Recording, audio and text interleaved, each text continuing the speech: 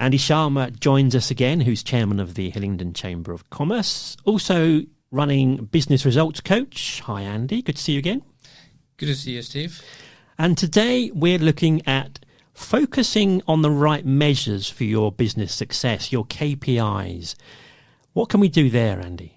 Well, I think this is really important, Steve. Thank you for bringing it up. Because a lot of people that are in business, I've seen them being more reactive than being proactive. Their KPIs in each area of the business, but we need to pay special attention to the financial side of things. So a lot of times I've seen people, spending time on looking at their P&L or the money that they have in the bank rather than the actual, performance of the business. One of my clients that I started working last year, when they came to me, the only measure they had was, how much money I have in the bank. And if I had more than 15, 20 grand in the bank, I'm doing okay. When we started working with them, we started putting things in place. And what we kind of worked out is how we do the management accounts and how we get the information that is needed for you to be able to make those right decisions. Because otherwise, if you're not using data or if you're not using information to make the decision, guess what? You're just making decisions based on gut feel. And it may work sometimes, but more often than not, it's just your gut feel. It may not be the best way to move business forward. So looking at some of those financial measures, we put obviously the management accounts in place. More importantly, there's a lot of information which people look at from financial perspective, which has already happened, which has gone past. It's like driving a car. If you look at driving the car, when you're driving the car, where do you look more? Do you look front of the road, or do you look in the rear view mirror? It's front of the road, isn't it? And same thing applies to the business. But people do not pay enough attention to the reporting or the KPIs which are future oriented. So something like budget, something like a cash flow projection, something like the financial plan, how the business is going to fare over the next 12 months or so. So when we're looking at the KPIs, it's good to have a balance on some information which is in the past, which has already happened, which is usually the management accounts, monthly accounts, or your VAT returns, whatever you need to look at, but also look at what is happening in the present. So what is your cash situation? What is your balance sheet looking like? What is your outstanding money that is owed to you? How much is the recoverable? How you can focus on some of that.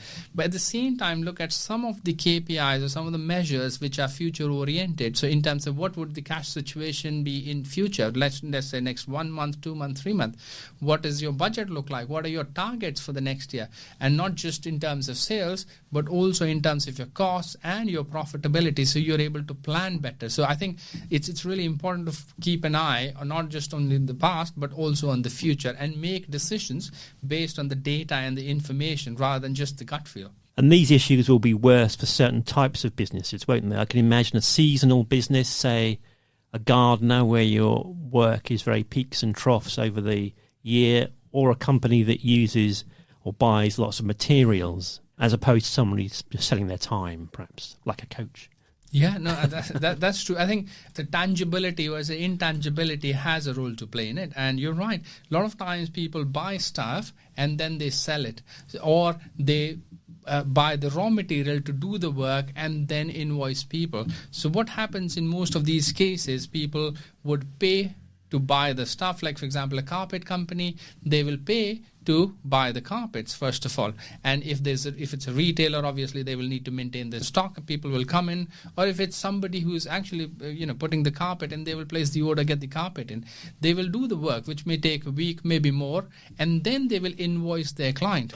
And once they've invoiced their client, that may take another month for them to be paid. So if you look at the whole cycle, they've spent the money in the very beginning, and they are getting paid after 3 or 4 months. So there is a cash gap there, which actually jeopardizes their growth, because bigger the business is, like, for example, 1 million pound company becomes 4 million pound company, the cash gap becomes 4 times. So it actually compromises their ability to grow. So you need to keep an eye out for how your cash gap can be reduced, or what are you doing in that sense. But I think it applies to the businesses which are service oriented also, because they don't have any tangible stock, but they do have work in progress. So for a marketing company, for that matter, they would do the work. Let's say a logo design, they will do the logo design, then they will show it to the client will ask for some reviews, and then they will go back and do the work, and finally the client agrees, and then finally the invoice is raised. But all the people who've been working in that marketing company have been paid wages, whether it's weekly or monthly basis. So the wages have been paid, but the work has not been invoiced. So even though it's not as tangible as carpets, the principle is still the same. So instead of stock, you may just measure work in progress. And very few companies in service industry actually measure their work in progress. And if it's a service company and if you're doing a lot of work like that, it's important to have work in progress measure as one of the KPIs that you would want to be tracking to stay on top of it. That's great advice. Thank you, Andy. There we go. Another top tip, focusing the right KPIs, and have a think about your reporting in your business. More top tips can be found at the Hillingdon Chamber website, hillingdonchamber.co.uk. Thanks, Andy. Thanks, Steve.